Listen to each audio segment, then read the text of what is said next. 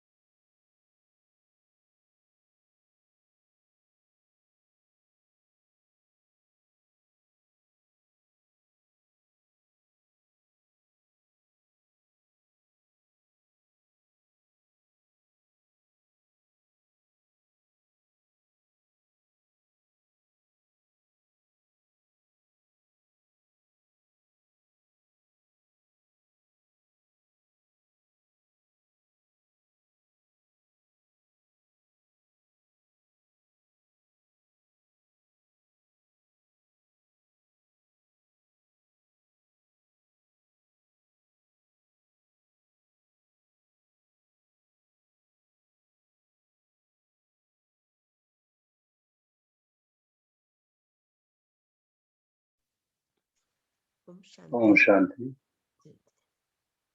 जी बोलिए बोलिए मन।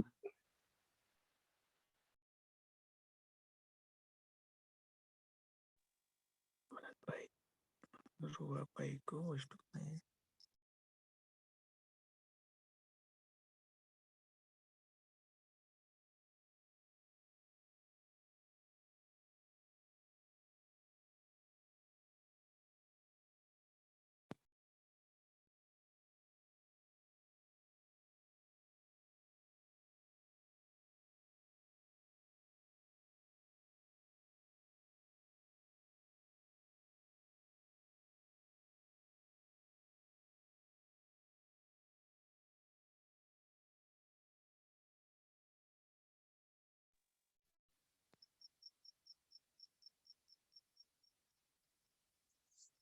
शांति।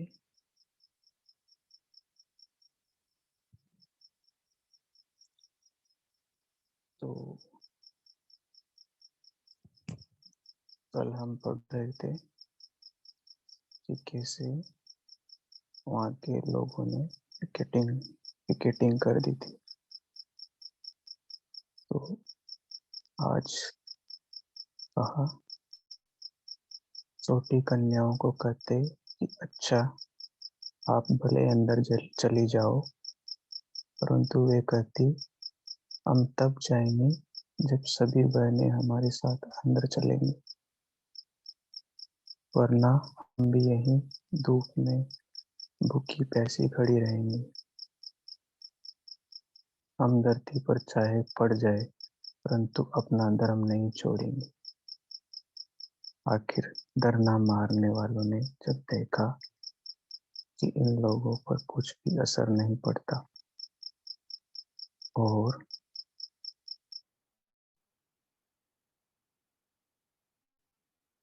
ये अपने मंतव्य में अटल है, तो वे बेचारे कब तक कहाँ बैठे रहते। धीरे धीरे उनकी संख्या कम तो होती ही गई थी। आखिर वे अपने डेरे कूच कर गए। धर्मपरायण पांडव दल की विजय हुई, क्योंकि जिधर श्रीहरि है अर्थात पतित पावन परमात्मा है, विजय तो उस ओर निश्चित है ही। दूसरे दिन उन लोगों ने धरना दिया।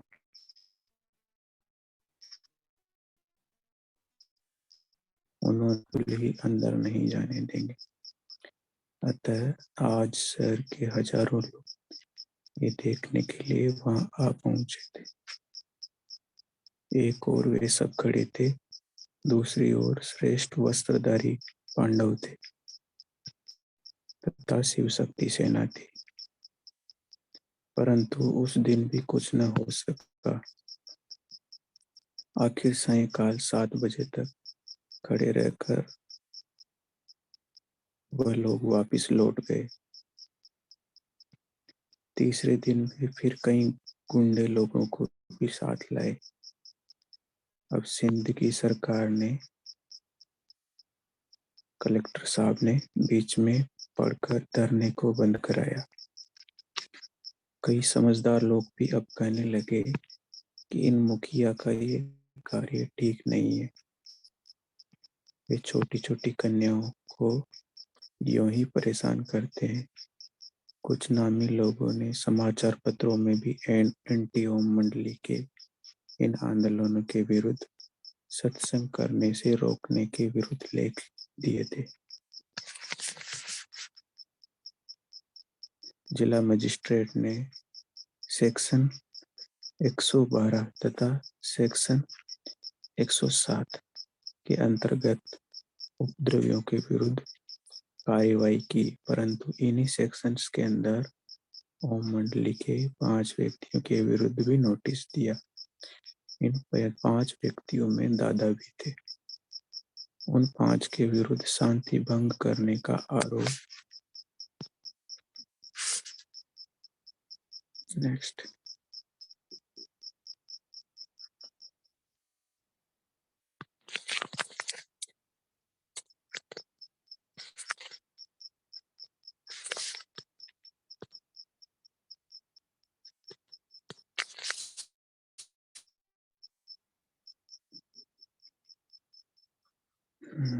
लगाया था। देखिए तो कैसा अन्याय है। उदम तो एमटी ओम मंडली ने वालों ने मचाया, मकान भी उन्होंने ही तोड़ा, जुलूस निकाल कर पथराव भी उन्होंने ही किया। अतः उन्हें शांति भंग के अपराध के लिए दंडनीय ठहराना एक न्यायसंगत बात थी।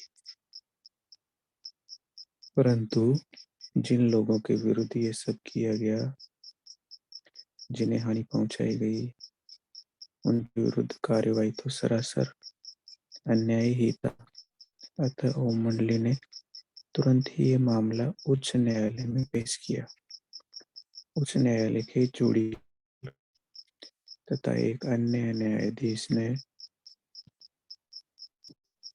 जिला मजिस्ट्रेट द्वारा की गई कार्यवाही की कड़ी आलोचना और भर्त्सना की। उन्होंने कहा कि जिलाधीश इस कानून का गलत प्रयोग किया है, क्योंकि वास्तव में ओम मंडली तो शांतिपूर्वक अपने धार्मिक मंतव्य के अनुसार कार्य कर रही थी। शांति तो भंग दूसरे लोगों ने की। माननीय न्यायाधीश महोदय ने अपने निर्णय में यह भी लिखा कि जिला मजिस्ट्रेट ने जो कुछ किया है, यदि वैसे ही किया जाने लगे तब तो कोई भी पुराने पंथी रूढ़िवादी लोग उठकर समाज सुधारकों को रोक सकेंगे। अतः ओम मंडली का कोई अपराध नहीं है। इससे तो अनुचित और हानिकारक व्यवहार किया गया है। नीचे दिया हुआ है, उच्च न्यायालय के अंतर्गत जुडिशियल कमिश्नर गॉड डेविक तथा एक न्यायाधीश एरिक विस्टन ने यह निर्णय 21 नवंबर 1938 को सुनाया। हाई कोर्ट ने 21 नवंबर 1938 को सुनाया। विघ्न विनाशक प्रभु ने विघ्नों से कैसे पार किया। अब शांत वातावरण पैदा करने के लिए पिताश्री अथवा बाबा तो प्राय कराची में रहने लगे थे। ओम मंडली ने सभी को यह स्पष्ट कह दिया था कि कराची में वही चल सकते हैं जिनके माता पिता या अभिभावक का स्वीकृति पत्र हो। अतः जिन माताओं बहनों को अपने अपने घर वालों से स्वीकृति पत्र मिले हुए थे, अब वे भी कराची में रहने लगी। अब कराची में ओम बाबा ने सभी के आवास निवास की व्यवस्था कर दी। वहां छावनी में शांत वातावरण में 5 अच्छे बंगले ले लिए गए थे। उनमें से एक ओम निवास। अब कराची में 5 बंगले लिए गए। उनका नाम क्या था? उनमें से एक ओम निवास, दूसरा बेबी भवन, तीसरा बॉयज भवन, चौथा प्रेम भवन और 5वां राधा भवन। ये उनके नाम थे, के नाम से जाना जाता था।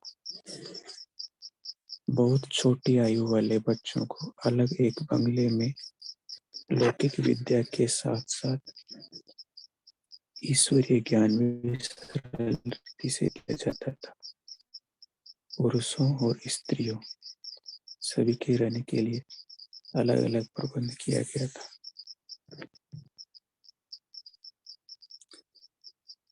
कराची में ओम मंडली का प्रभाव।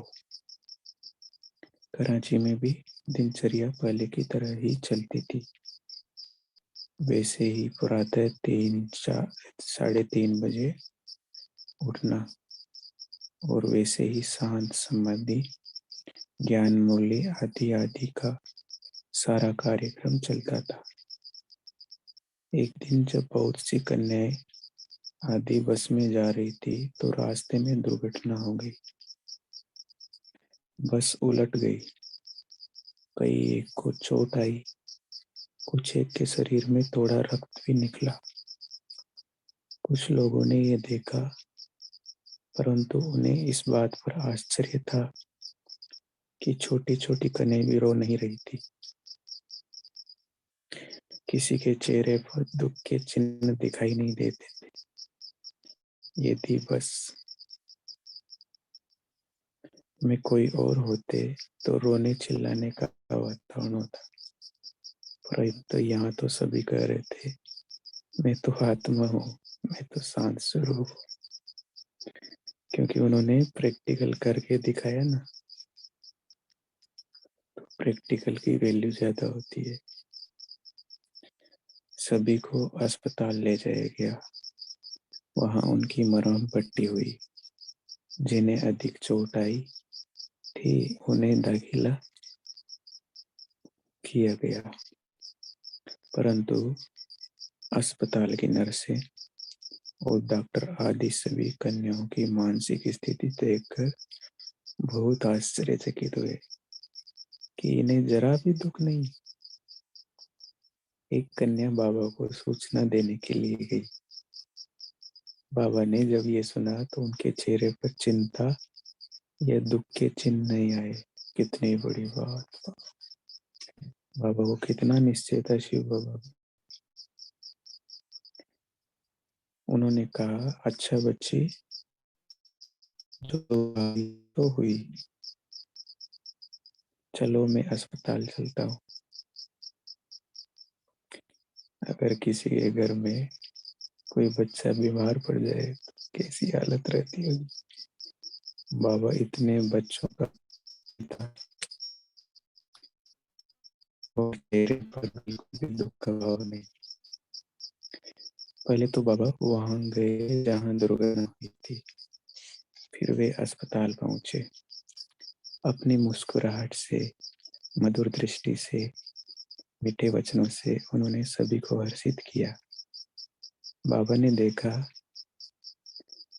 कि सभी शांतिपूर्वक, सहनशील और आत्मनिश्चय हैं।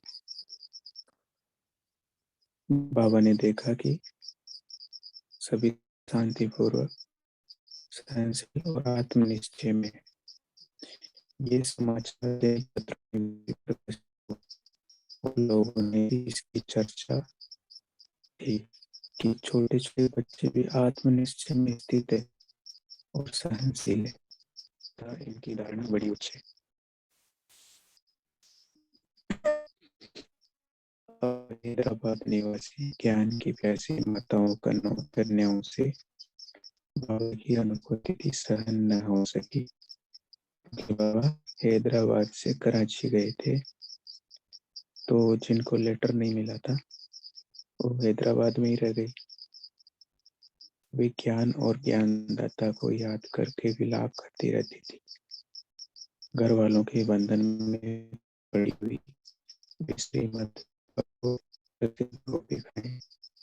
जब आपस में मिलती थी तो परमपिता परमात्मा के लिए और ज्ञानामृत के लिए और उनकी विरह का दृश्य बड़ा मर्म स्पर्शी होता था। वे रो रो कर एक दूसरे से पूछती, ओ जमुना, ओ जसोदा, ओ राधे, बता दे कहाँ गयो मेरो घनश्याम। वहां ज्ञान तो इतना स्पष्ट था नहीं, बस बाबा ही सब कुछ था।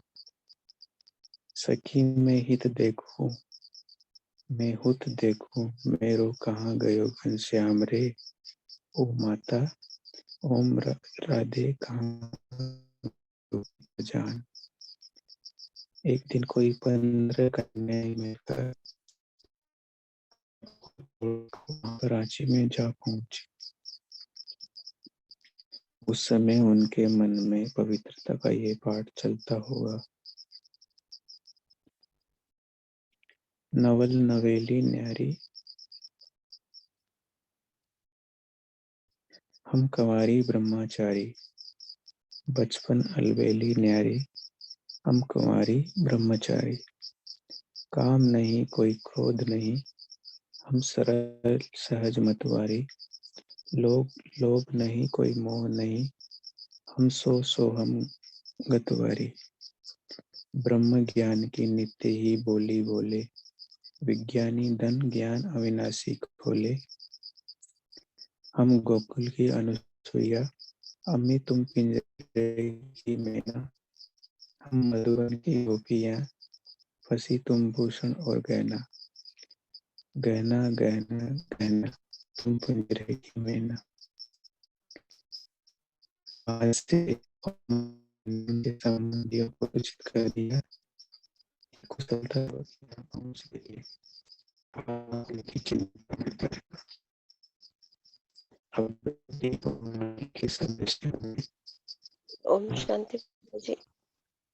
सॉरी रोक रही हूँ, आवाज बहुत कट कट के आ रही है। मुझे आ रही है, सभी को?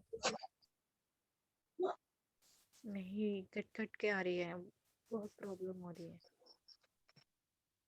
जी आंटी। आप कैसी है? आप रीडिंग कर लीजिए। एक बार ट्राई करिए, अगर सही याद नहीं आती तो फिर रीडिंग कर। अभी कैसी आ रही है? थोड़ा पास में रखिए माइक।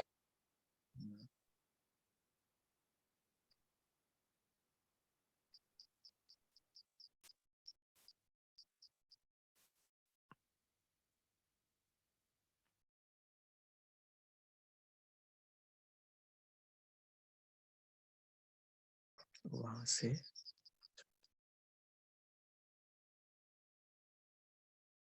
अब एनटीओ मंडली के सदस्यों ने तथा अन्य लोगों ने देखा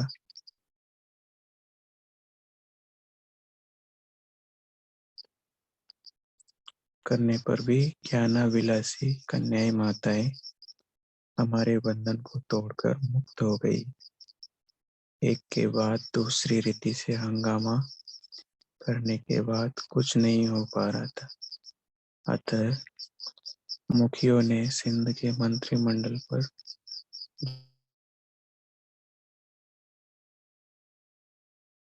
इन अलाबक्स मंत्रिमंडल के हिंदू मंत्रियों को इस बात पर बाध्य कर दिया कि वे मुख्यमंत्री को धमकी दे कि यदि उन्होंने ओम मंडली पर प्रतिबंध न लगाया तो वे त्यागपत्र दे देंगे।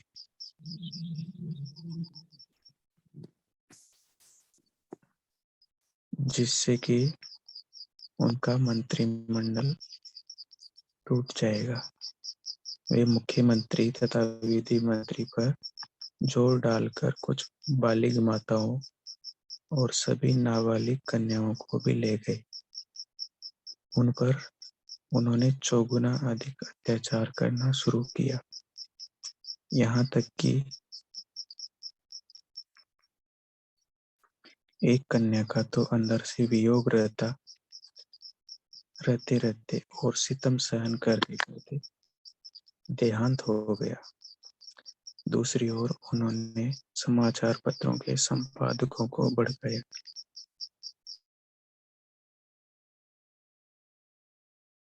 पद का दबाव डालकर उनसे मुख्य लेख लिखवाए और उन्होंने शरारती लोगों को उकसा दिया कि उन्हें ओम मंडली की कन्याएं माताएं जहां कहीं मिले वे उन्हें अपमानित करें तथा उनके विरुद्ध हल्ला गुल्ला करें। चौथी ओर उन्होंने कुछ लोगों ने न्यायालयों में सहवास अधिकार के लिए मुकदमे चालू करा दिए। एक बार एक अभियोग के सिलसिले में ओम मंडली की व्यवस्थापक समिति के प्रधान ओम राधे जी को न्यायालय में साक्षी के तौर पर बुलाया गया था। ये देखा भी होगा, एक फिल्म भी है। एक बार एक अभियोग के सिलसिले में ओम मंडली की व्यवस्थापक समिति के प्रधान ओम राधे जी को न्यायालय में साक्षी के तौर पर बुलाया गया था, क्योंकि माताओं कन्याओं के इस ईश्वरीय ज्ञान यज्ञ की संभाल करने के लिए नए दिव्य गुणों की मूर्ति ओम राधे ही निमित्त थी। लोगों ने सोचा था कि कोर्ट में ओम राधे जी से उल्टे सुल्टे प्रश्न किए जाएंगे और उससे इस संस्था को बदनाम करेंगे, परंतु हुआ इसके विपरीत ही।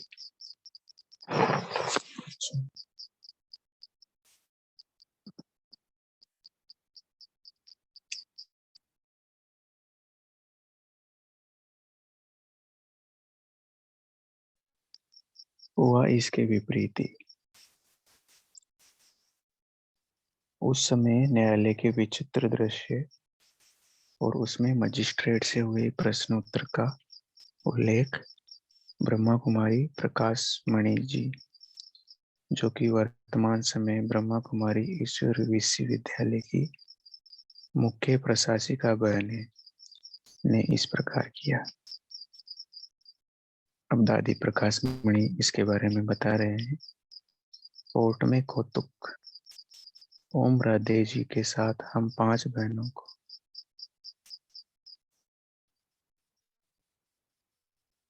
भी न्यायालय में पत्र मिला था। हम कराची से हैदराबाद उस न्यायालय में आई थी। कोर्ट का कमरा लोगों से भरा हुआ था। उनमें काफी संख्या में मुसलमान लोग। वहां पुलिस के इंस्पेक्टर आदि भी मौजूद थे। जब हमारी कार कोर्ट के बाहर आकर रुकी थी तो वहां भी भीड़ को काबू में रखने के लिए काफी पुलिस का प्रबंध था। ओम राधे जी के साथ हम 5 ईश्वरीय बहनों ने कोर्ट के कमरे में जब प्रवेश किया था तो सभी लोग उत्साहपूर्वक हमारी ओर देख रहे थे। ऐसा लगता था जैसे कि आज सारा शहर यहाँ इकट्ठा हो गया है। हम लोग बिल्कुल निर्भय अवस्था में थी, क्योंकि हमें एक ज्ञान मिला हुआ था कि संसार जीत हार का खेल है। इनमें एक की जीत दूसरे की हार तो है ही। अतः हमारी स्थिति ऐसी थी जैसे कि हम खेल देखने आए हो। कौन बता रही है? दादी। बाबा के द्वारा हमें जो इतना उच्च ज्ञान मिला था उसके होते हुए हम डरती क्यों? फिर हमारे मन में कोई बुराई भी न थी तो हमें किस से संकोच अथवा डर होता। कोर्ट में सन्नाटा सा छा गया।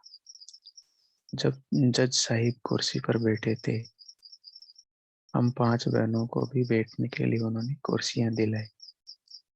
फिर ओम राधे जी को गवाही के कटघरे में आने के लिए कहा गया।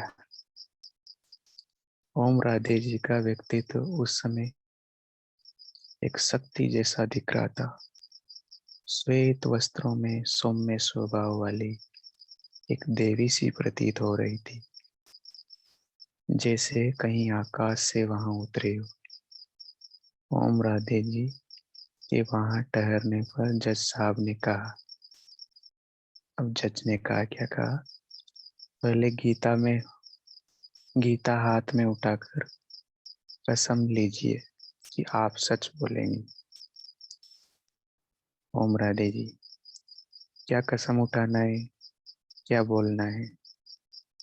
जज ने जवाब दिया, आप गीता को हाथ में उठाकर ये कहिए कि मैं भगवान को हाजिर नाजिर देखकर जो कुछ कहूंगी सच कहूंगी। ओम राधे जी, जज साहब, मैं इन आंखों से तो आपको ही हाजिर नाजिर देख रही हूँ। भगवान का तो इन नेत्रों से नहीं देख सकती हूँ। तब भला मैं ये झूठी कसम कैसे लूं कि भगवान को हाजिर नाजिर देखती हूँ। मैं तो आप आत्मा को ही जज के रूप में देखती हूँ। इसलिए अगर आप कहे तो मैं ये कसम उठा सकती हूँ कि मैं आप आत्मा को जज साहिब के रूप में हाजिर नाजिर देखकर जो कुछ बोलूंगी सच बोलूंगी। ये विचित्र उत्तर सुनकर कोर्ट में बैठे हुए लोगों को बहुत आश्चर्य हुआ और कहीं तो हंसने भी लगे। किसी ने तो ताली भी बजाई। कोई कोई बोल उठा कि ओम राधे ने बिल्कुल ठीक कहा है। जज साहिब थोड़ा नाराज हुए और उन्होंने कहा, ऑर्डर ऑर्डर। इस प्रकार के शब्द बोलकर सबको चुप कराया। जज साहिब ओम राधे जी की ओर देखते हुए, मैं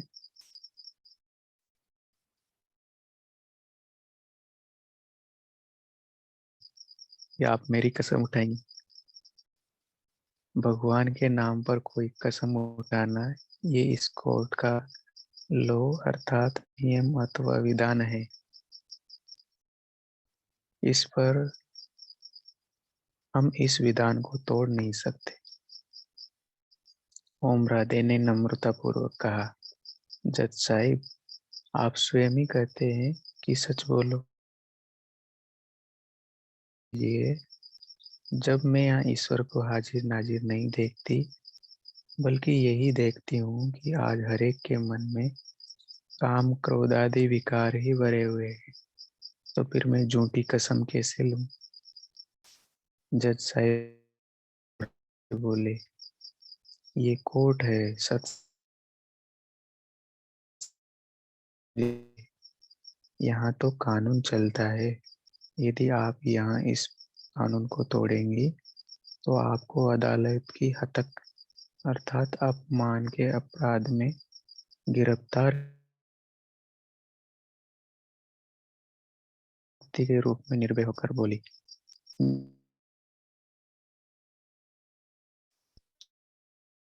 कि तक नहीं कराना चाहते, वैसे ही मैं ईश्वर जो कि आपका और हम सबका परम पिता है, उसका अपमान अथवा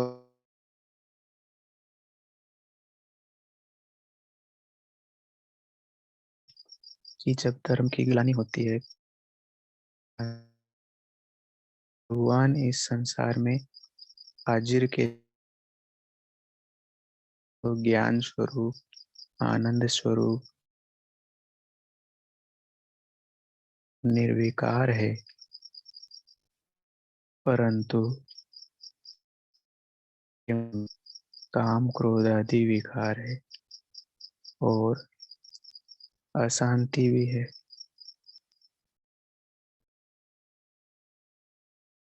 बोला, परम पवित्र आत्मा परमात्मा सब में हाजिर नाजिर कैसे हुए? उस समय ओम राधे जी की आयु लगभग 21 वर्ष थी। मम्मा की आयु 21 वर्ष थी उस समय। निर्भीक अवस्था में उनके मुंह से ऐसे विवेक संगत उत्तर सुनकर लोग आश्चर्य में पड़ गए। एंटी ओम मंडली के लोग वहां उपस्थित थे। स्वयं उनके मन को भी ये सच्ची बातें स्पर्श करती मालूम होती थी। ये किसी ने नहीं सोचा कि आज ऐसा कौतूक होगा। कानून से बंधे हुए जज साहिब को तो अपनी ड्यूटी ही निभानी थी। अतः यद्यपि उनके मंतव्य को ओम राधे जी के उत्तर झंझोड़ते हुए से मालूम होते थे, वे कमजोर सी आवाज में बोले, कुछ भी हो, कोर्ट के कायदे का तो पालन करना ही होगा। अब जज साहब थोड़ा पिघल रहे। तब शक्ति रूपा ओम राधे जी बोली, जज साहब, मैं किसी भी हालत में झूठी कसम नहीं उठा सकती। जज साहब ने एक बार फिर कहा, अभी भी अवसर देता हूँ, सोच लीजिए, अभी भी कसम उठा लीजिए, तभी मैं गवाही के लिए प्रश्न पूछूंगा। ओम राधे जी ने कहा, फिर कहा,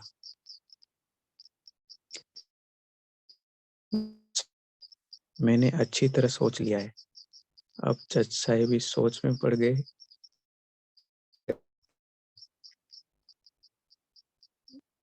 ओम राधे जी को डराने के विचार से उन्होंने पुलिस ऑफिसर को आज्ञा की कि वह उनके हाथों में हथकड़ी डाल दे। पुलिस कर्मचारी हथकड़ी लेकर आगे बढ़ने लगे, परंतु ओम राधे जी मुस्कुराती हुई सी निर्भय अवस्था में खड़ी थी। सभी लोग बहुत ही उत्सुकता से देख रहे थे कि अब क्या होगा। अब तो शायद हथकड़ी लग जाएगी।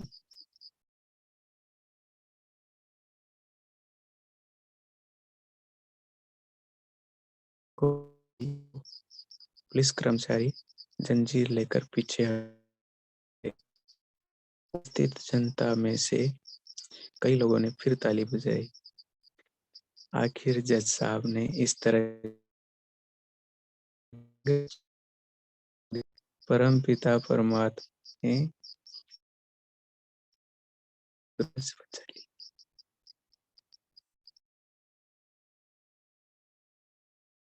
उसने पूछने शुरू किए, कितना मार्मिक और शब्दों का चुनाव। जैसे बताइए कि आप सभी इतना रोकने पर घर बार छोड़कर। भाजी आवाज फिर से कट रही है। अच्छा, आप जी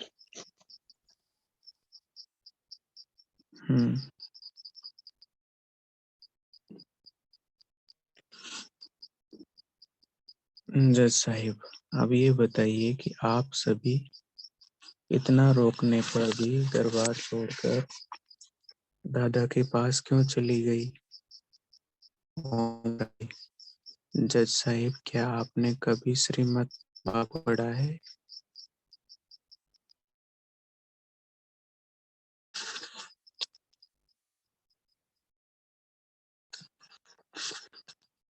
जब भगवान मुरली बजाते थे तो गोपियां उस मुरली के पीछे क्यों भाग जाती थी?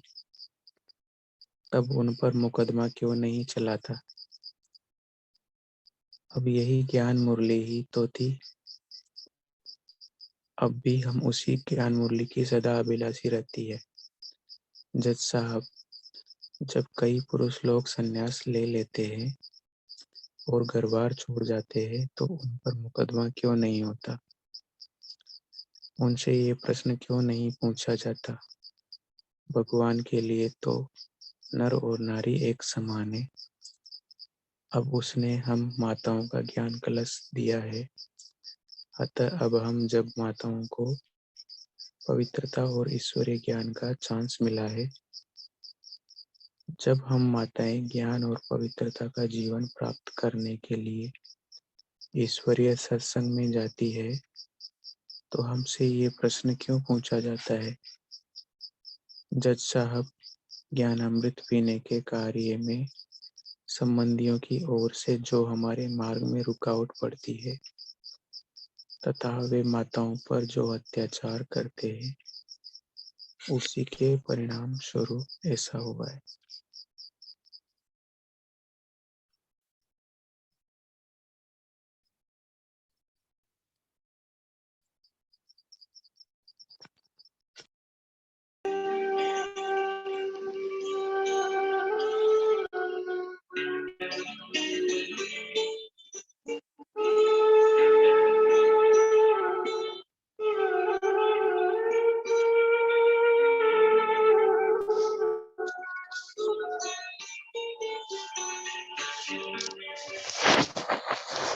अमृत बेला शुद्ध पवन है, मेरे लाडलो जागो।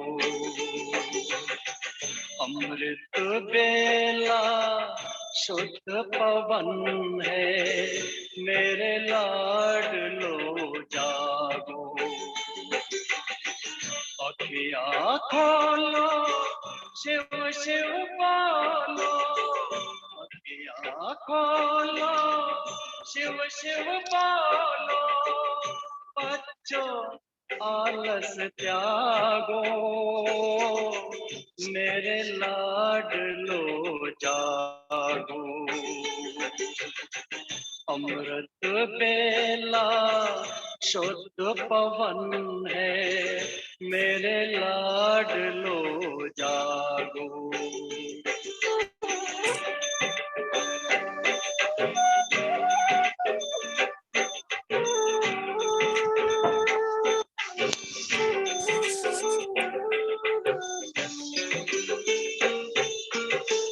मुरली के स्वर मधुर मिले हैं, मधुबन के भी फूल खिले हैं।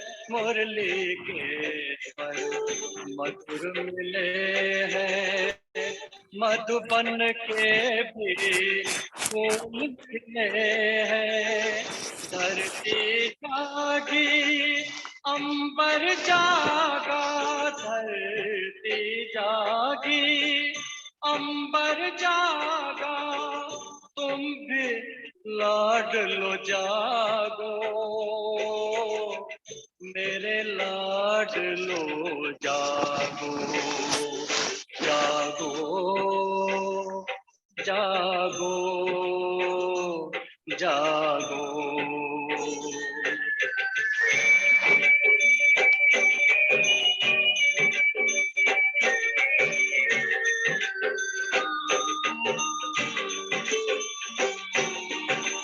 डाल डाल पर पंछी बोले, कानों में अमृत रस घोले। डाल डाल पर पंछी बोले, कानों में अमृत रस घोले। प्रभु मिलन का यही समय है, प्रभु मिलन का यही समय है। ब्रह्म मुहूर्त है, जागो मेरे लाडलो जागो, जागो जागो जागो।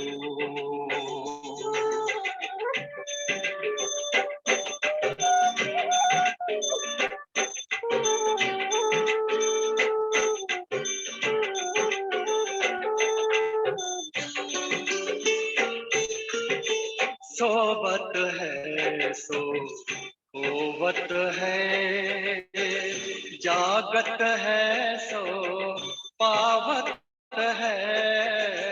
सोबत है सो होवत है, जागत है सो पावत है। बाबा की प्यारी वाणी सुन, बाबा की मीठी वाणी सुन। प्यारे बच्चों जागो, मेरे लाडलो जागो। अमृत बेला शुद्ध पवन है, मेरे लाडलो जागो। अखिया खोलो शिव शिव बोलो, अखिया खोलो शिव शिव बोलो। बच्चों आलस त्यागो, मेरे लाडलो जागो, मेरे लाडलो जागो, मेरे लाडलो जागो।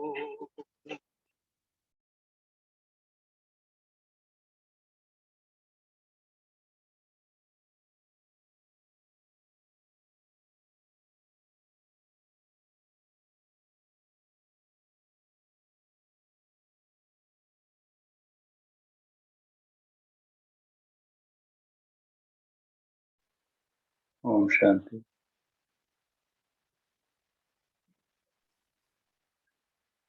निबंध पढ़ेंगे आप?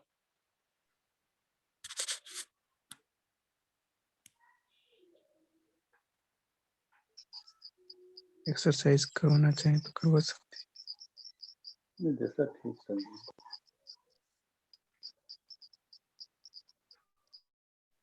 चलिए इसको थोड़ा कंप्लीट कर लेते हैं।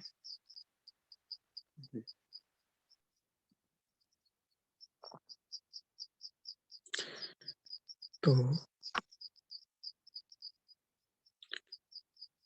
इस प्रकार जज ने और भी कई प्रश्न किए। उदाहरण के तौर पर प्रश्न ये था, भला दादा आप सबकी आंखों में डालने के लिए कौन सा सुरमा या अंजन देते हैं? ओम राधे। जज साहिब, क्या आपने शास्त्र पढ़े? जज, जी हाँ, कुछ पढ़े तो है। ओम राधे, तो आपने पढ़ा होगा कि ईश्वरीय ज्ञान को अंजन भी कहा गया है। हाँ, एक पद भी है, ज्ञान अंजन सद्गुरु दिया। अज्ञान अंधेर विनाश।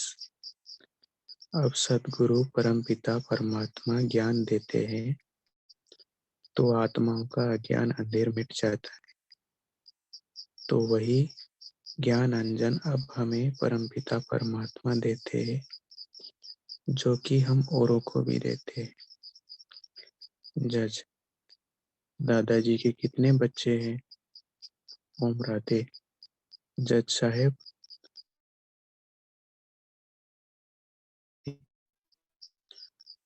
हमें तो दिव्य चक्षु द्वारा उनके तन में प्रविष्ट हुए परमपिता परमात्मा का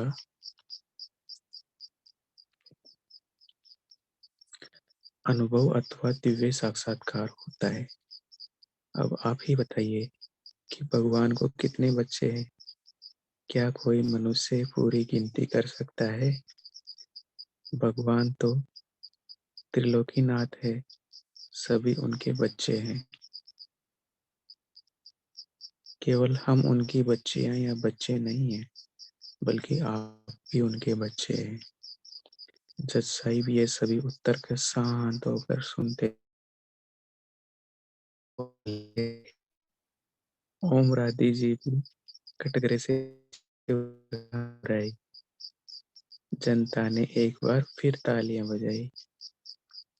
विभिन्न समाचार पत्रों के रिपोर्टर या संवाददाता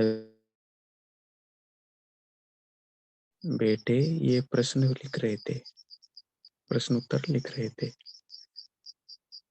हम जज से विदाई लेकर चली आई।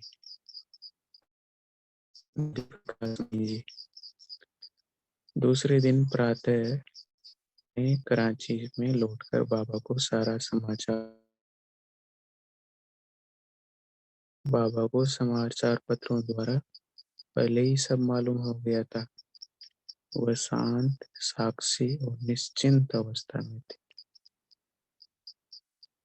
अब कराची में माताएं, कन्याएं और परिवार ज्ञानामृत द्वारा अपना जीवन उच्च बना रहे थे, परंतु वहां जाने पर भी लोगों ने विरोध न छोड़ा। उन्होंने वहां के साधु टी.एल. वासवानी को भी भड़काकर साथ मिलाया। इस वृत्तांत के बारे में ब्रह्मा कुमारी चंद्रमणि जी लिखती है। एक और परीक्षा। कराची में साधु टी.एल. वासवानी ने कन्याओं के लिए मीरा स्कूल रखा था और वे सत्संग भी करते थे।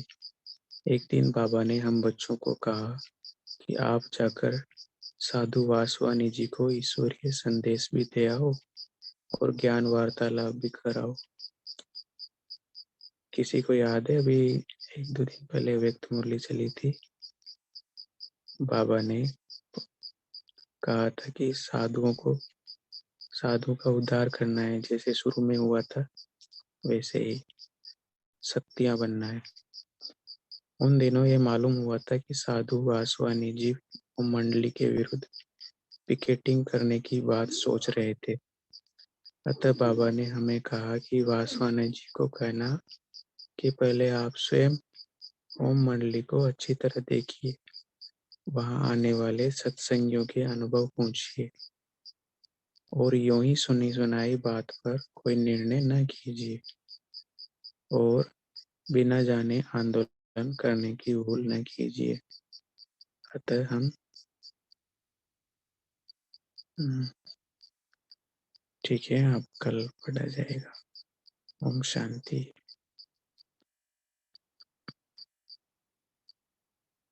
देवयानी बहन, आप कंटिन्यू रख सकते हैं। जी, ओम शांति। आवाज आ रही? ठीक आ रही है आवाज? हाँ ठीक आ रही है, एकदम ओके। जी भाई जी। तो सभी अपने आप को स्थिर कर लेंगे, स्थिर होकर बैठ जाएंगे। स्पाइन को बिल्कुल सीधा कर लेंगे।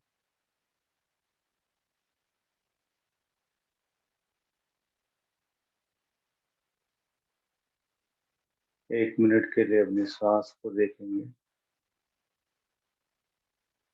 सांस आ रही है, सांस जा रही है। सांस पर ध्यान केंद्रित करने की कोशिश करेंगे।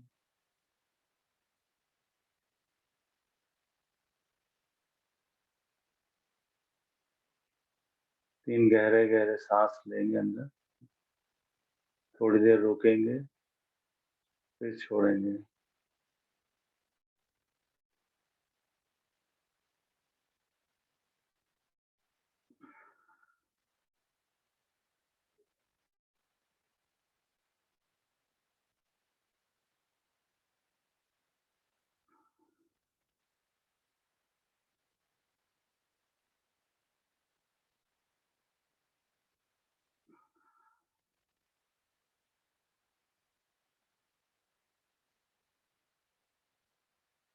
एक आरामदायक आसन में बैठेंगे। कोशिश करेंगे कि कोई डिस्ट्रैक्शन नहीं हो, ध्यान इधर बटे नहीं।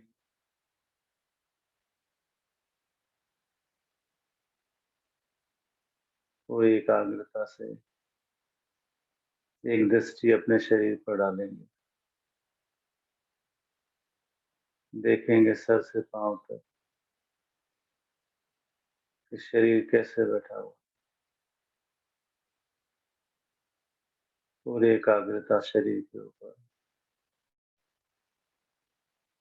आंखों को अगर बंद करना हो तो बंद कर सकते हैं, कि खोलने में सहजता हो तो खोल कर बैठ सकते हैं।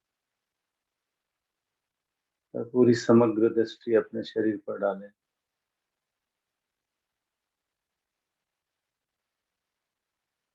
देखें शरीर में कहाँ कहाँ स्पंदन हो रहा है। सांस ऊपर आ रही है, नीचे जा रही है। देखते रहें पैरों की स्थिति कैसे है, पैर कहाँ रखे हुए हैं, कैसे रखे हैं पैर।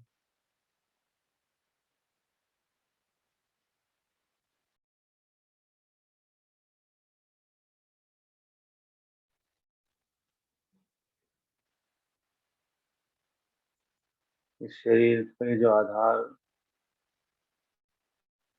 रीढ़ की हड्डी है, उस पर पूरे शरीर का बोझ है, भार है।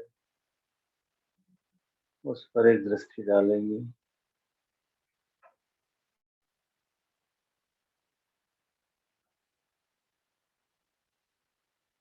और स्थिर कर लेंगे रीढ़ की हड्डी को। एक निगाह कंधों पर डालेंगे, दोनों हाथों पर डालेंगे, गर्दन पर, मुख पर, आंखों पर, नाक पर, जिह्वा पर, मस्तक पर, पूरे कपाल पर एक दृष्टि डालेंगे।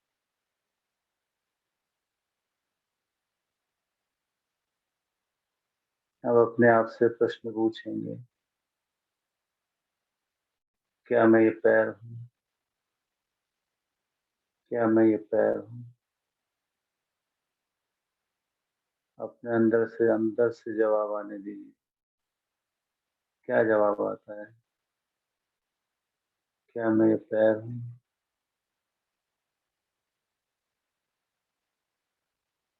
नहीं, नहीं मैं पैर नहीं, पैर नहीं। क्या मैं कमर हूँ? क्या मैं कमर हूँ?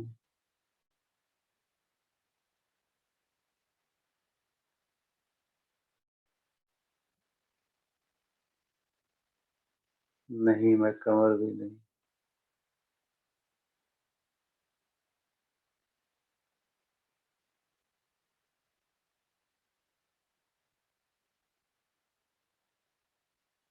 मन में यदि कोई संकल्प आते हो तो आने दीजिए। साक्षी होकर देखते रहिए। संकल्प आएंगे और चले जाएंगे, संकल्प पीछे नहीं जाना। अब अपने आप से सवाल पूछिए, क्या मैं पेट हूँ? क्या मैं पेट हूँ? नहीं, ये शरीर का हिस्सा है।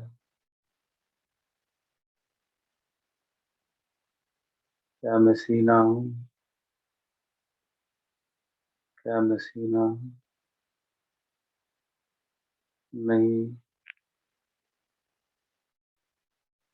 नहीं हूँ, शरीर का हिस्सा है।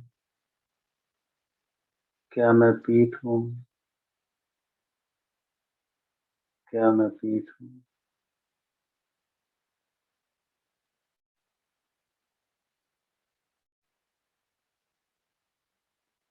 जवाब आएगा नहीं, मैं पीठ भी नहीं। क्या मैं हाथ हूँ? क्या मैं हाथ हूँ? क्या मैं हाथ हूँ? जवाब आएगा नहीं, मैं हाथ भी नहीं हूँ। क्या मैं गर्दन हूँ, कपाल हूँ, आँख हूँ, नाक हूँ, मुंह हूँ, श्वास हूँ? नहीं, इनमें से कोई भी नहीं हूँ।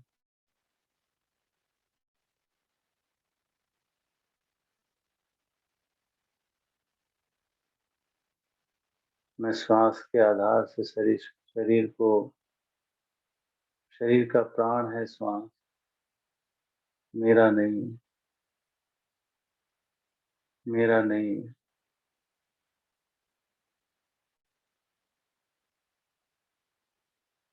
तो अपने आप से पूछें, ये शरीर तो पंचभूतों का बना हुआ है, पंच तत्वों से निर्मित ये शरीर है। सर के बालों से लेकर पैर के नाखून तक पंच तत्व है ये। आँख भी पंच तत्व का हिस्सा है, नाक भी पंच तत्व का हिस्सा है, पूरा चेहरा, गर्दन, कपाल, मस्तिष्क, कंधे, हाथ, पीठ, सीना, पीठ, कमर,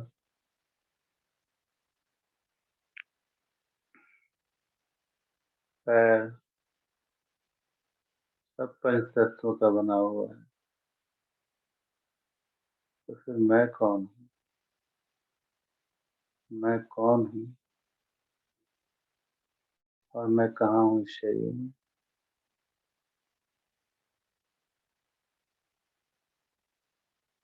मैं इस शरीर में रहकर सुनती हूँ, इन कानों द्वारा सुनती हूँ। कान माध्यम है सुनने के, कान माध्यम है सुनने के। मुख वाणी के लिए है। मैं जिह्वा से और मुख के द्वारा वाक्य उच्चारित करने वाली आत्मा।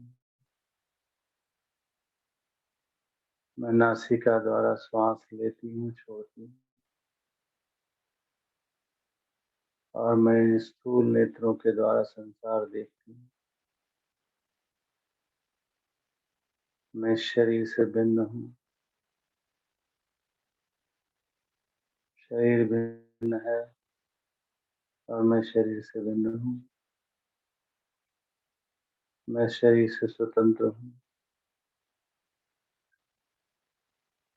शरीर मेरा वस्त्र मात्र है। शरीर कार है और मैं इस कार की ड्राइवर। आँख, नाक, मुख,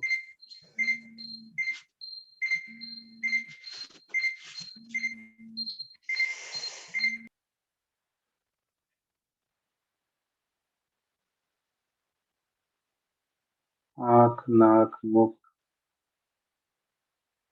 हाथ, पैर, ये सब मेरे कर्म करने के अंग हैं। समय प्रति समय मैं अनादि चेतना इनको यूज करने वाली।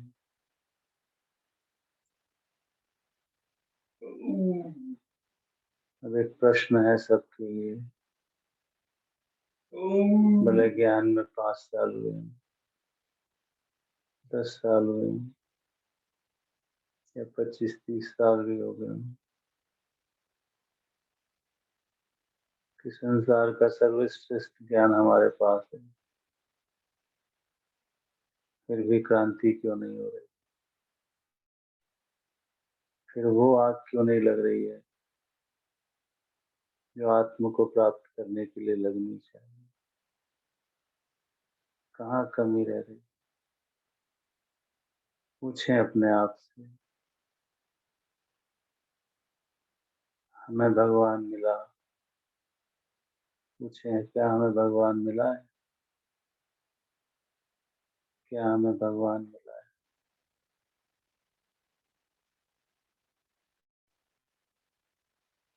हम कहते हैं भगवान हमें पढ़ाता है, रोज पढ़ाता है, रोज हम उससे पढ़ते हैं। भगवान हमें पढ़ाता है, हम उससे बातें करते हैं, वो हमसे बातें करता है। हम कहते हैं उसने हमें गोद लिया है, तो हमारी अवस्था कैसी होनी चाहिए? मम्मा जैसी होनी चाहिए ना, पर नहीं होती है। क्यों? कहाँ कमी है? पूछें अपने आप से। आज इस प्रश्न को अपने अंदर चलने दें, एक तीर की भांति चलने दें। भगवान को हम जानते हैं, वो हमें जानते हैं। ऐसा कोई संसार में जो कहता हो हम भगवान को जानते हैं? हम जानते हैं। तो कितना नशा होना चाहिए? कमी कहाँ है? हम योग भी लगाते हैं, हम मुरली भी पढ़ते हैं, यथासंभव नियम प्रमाण भी चलते हैं, फिर भी वो परिवर्तन नहीं हो रहा है जिसको संसार देखना चाहता है। कारण क्या है? क्या कारण है? कहाँ कमी है? क्या मैं अनादि चेतना नहीं हूँ? क्या मैं कुछ और हूँ? पूछें अपने आप। क्या मैं शरीर हूँ? क्या शरीर का बंधन मुझे छोड़ता नहीं है, या मैं शरीर के बंधन को नहीं छोड़ रही हूँ? कहाँ अटकाव है? कहाँ झुकाव है? कहाँ लगाव है? क्या हमने अपने आप को गुलाबी में डाल रखा है? ये सब ठीक है, सब ठीक है, सब ठीक हो जाएगा, वो ठीक कर देगा? नहीं, उसने तो जो सुनाना था सुना दिया, जो बताना था बता दिया।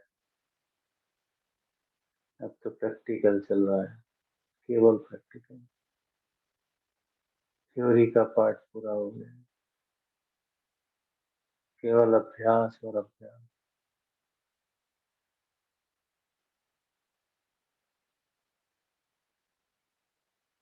कहाँ कमी है? कहाँ चूक रहे हैं हम? क्या हम उससे प्यार नहीं करते, या हमने उसे अभी पहचाना नहीं है ठीक से?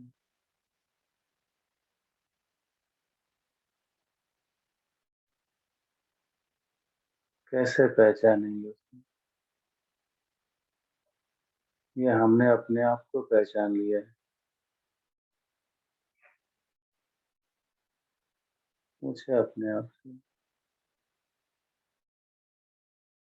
शरीर में, पैर में हूँ, नाक में हूँ, मुख में हूँ, गर्दन में हूँ, पीठ में हूँ, रीढ़ की हड्डी में हूँ, कहाँ हूँ मैं कानों द्वारा सुन रही हूँ और विचार कर रही हूँ तो मैं मस्तिष्क के बीच में हूँ, मस्तिष्क के बीच में हूँ। 16 सेकंड के लिए स्थिर हो जाएं बिल्कुल एकाग्रता से। अब मैं जो संकल्प दे रहा हूँ उसको गहरे से संभालें। मैं मस्तिष्क के बीच में एक ज्योतातीत आत्मा हूँ, बस इसी को चलने दें। मैं स्वयं प्रकाशित आत्मा हूँ, अनंत हूँ, अनादि हूँ। अनादि काल से जीवन मैंने जिया है, जैसे कितने शरीर मैंने लिए। मैं ज्योति, लाइट, प्रकाश हूँ, परमात्म संतान हूँ मैं।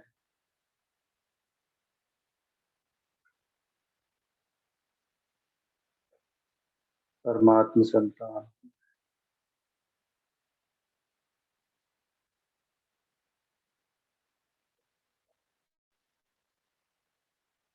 देखें प्रकाश से पूरा चेहरा भर गया है, मेरा पूरा चेहरा प्रकाशित हो गया है। लाइट ही लाइट, आंखें भी लाइट है, नाक भी लाइट है, मुंह भी लाइट है, कान भी लाइट है, गर्दन भी लाइट है, पूरा चेहरा, बाल भी लाइट हो गया, जैसे किसी ने 500 वाट का बल्ब जला दिया हो चेहरे पे। मैं लाइट हूँ और लाइट की दुनिया की रहने वाली।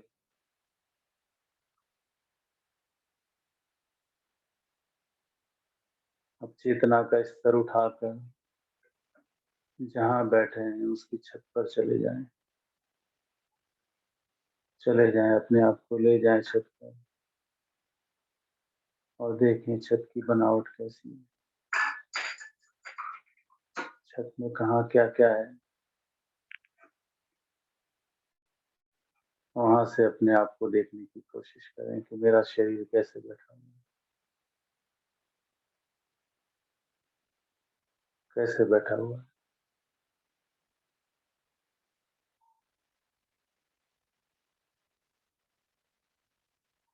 छत से देखें कैसा दिखता है ये शहर जहाँ पर मैं रहती हूँ, कैसा दिखता है। संसार को देखने की कोशिश करें, ऊपर उठ जाएं, वायुमंडल में चले जाएं, केवल लाइट दिखाई दे रही है और कुछ नहीं दिखाई दे रहा है। जहाँ चाहे वहां जाएं, समुद्र के किनारे चले जाएं, शक्ति स्तंभ पर चले जाएं, देखें बाबा वहां मेरा इंतजार कर रहे हैं।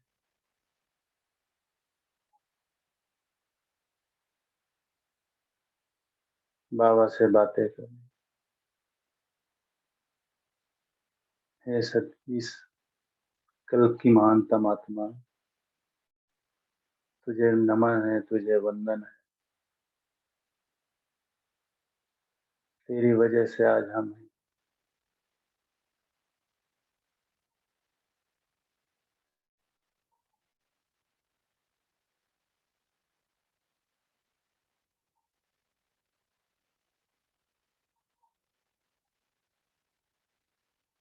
उड़ जाएं आकाश में, जहां तहां जाएं, शांति वन में चले जाएं, देखें बाबा आए हुए और मैं भगवान को निहार रही। भगवान मुझे देख रहा है और मैं उसे देख रही हूँ। बस मेरे स्थूल नेत्रों से भगवान को देख रही हूँ। वह मेरा भाग्य। धन्य हो इस शरीर की आंखें, धन्य हो तुम। ये शरीर धन्य है मेरा। इस शरीर ने भगवान को देखा।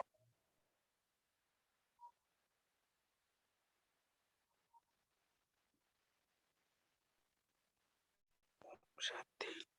ओम शांति, ओम शांति, ओम शांति।